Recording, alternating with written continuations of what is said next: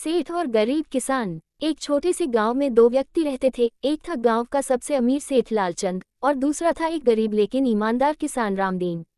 दोनों की जिंदगी, सोच और स्वभाव बिल्कुल अलग थे। जहां सेठ लालचंद के पास धन, जमीन, मकान और नौकर चाकरों की भरमार थी, वहीं रामदीन के पास केवल दो बैल, एक छोटी सी झोपड़ी और थोड़ी सी खेती की जमीन थी। लेकिन इन सब के बावजूद रामदीन हमेशा प्रसन्न और संतुष्ट रहता था। रामदीन रोज सुबह सूरज उगने से पहले उठ जाता, नहा धोकर भगवान का नाम लेता और फिर खेतों की ओर चल पड़ता।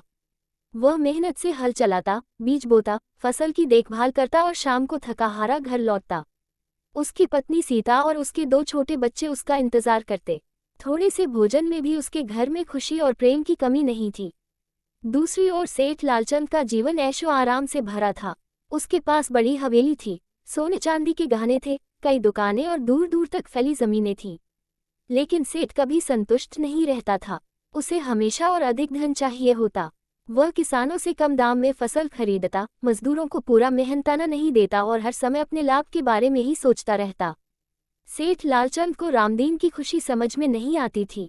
एक दिन उसने अपने मुंशी से कहा, देखो उस रामदीन को, इतना गरीब होकर भी हमेशा हंसता रहता है। आखिर इसमें खुश होने की क्या बात है? मुंशी बोला, सेठ जी, शायद वह अपने हाल में संतुष्ट है। सेठ ने मन ही मन सोचा, मैं इतना अमीर होकर भी चिंतित रहता हूँ और वह गरीब होकर भी खुश है। मुझे ये बात पता करनी ही होगी। अगले दिन सेठ लालचंद रामदीन के खेत पर पहुंचा। रामदीन हल चला रहा था। सेठ को देखकर उसने काम रोक दिया और आदर से बोला, नमस्ते सेठ जी, आज कैसे आना हुआ? सेठ ने बनावटी मुस्कान के साथ कहा, रामदीन, मैं देख रहा हूँ कि तुम बहुत खुश रहते हो। क्या तुम्हें गरीबी का कोई दुख नहीं? रामदीन मुस्कुराया और बोला, सेठ जी, दुख और सुख तो मन के भाव होते हैं। मेरे पास जो है उसी में मैं खुश हूँ। मेरे पास मेहनत करने के लिए शरीर है, खाने के लिए अन्न है और परिवार का प्यार है। इससे ज्यादा और क्या चाहिए? सेठ को रामदीन की बातें अच्छी नहीं लगी। उसने सोचा कि शायद गरीबी का असली स्वाद रामदीन ने चखा ही नहीं है। उसने एक चाल चली। कुछ दिनों बाद गांव में सूखे की खबर फैल गई। बारिश नहीं हुई, फसलें सूखने लगी। सेठ लालचंद ने अनाज के दाम बढ़ा दिए और किसानों को उधार पर अनाज देने लगा, लेकिन भारी ब्याज पर। कई किसान मजबूरी में सेठ से उधार लेने लगे। रामदीन ने भी बहुत कोशिश की, लेकिन जब घर में अनाज खत्म हो गया तो उसे भी सेठ के पास जाना पड़ा। रामदीन ने विनम्रता से कहा, सेठ जी, इस बार फसल खराब हो गई है। बच्चों के लिए थोड़ा अनाज उधार चाहिए। फसल होने पर चुका दूंगा। सेठ ने कठोर स्वर में कहा, ठीक है, लेकिन ब्याज लगेगा, और अगर समय पर न चुका पाए तो तुम्हारी जमीन मेरी हो जाएगी। रामदीन के पास कोई और रास्ता नहीं था। उसने शर्त मान ली। वह अनाज लेकर घर आ गया, लेकिन उसके मन में चिंता घर कर गई। फिर भी उसने मेहनत नहीं छोड़ी। जैसे तैसे समय बदला, बारिश हुई और अगली फसल अच्छी हुई। रामदीन ने दिन रात मेहनत की और फसल बेचकर सेठ का सारा कर्ज ब्याज सहित चुका दिया। जब वह पैसे लेकर सेठ के पास पहुंचा तो सेठ को बड़ा आश्चर्य हुआ। उसे उम्मीद थी कि रामदीन कर्ज नहीं चुका पाएगा और उसकी जमीन उसके हाथ लग जाएगी। सेठ ने गुस्से में पूछा, इतनी जल्दी पैसे कैसे चुका दिए? रामदीन ने शांति से उत्तर दिया, सेठ जी, मेहनत और ईमानदारी से।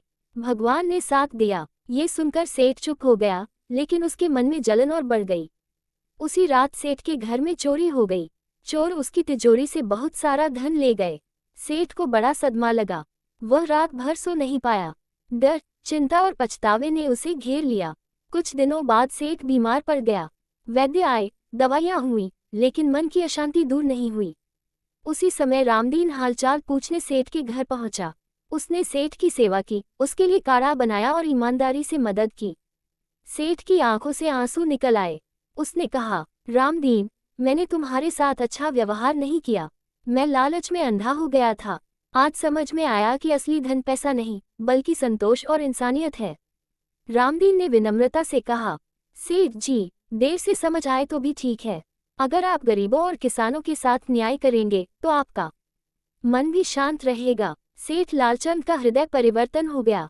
उसने ब्याज पर पैसा देना बंद कर दिया, किसानों को उचित दाम देने लगा और गांव में एक अनाज भंडार खुलवाया ताकि जरूरतमंदों को मदद मिल सके। धीरे धीरे सेठ का स्वास्थ्य भी सुधर गया।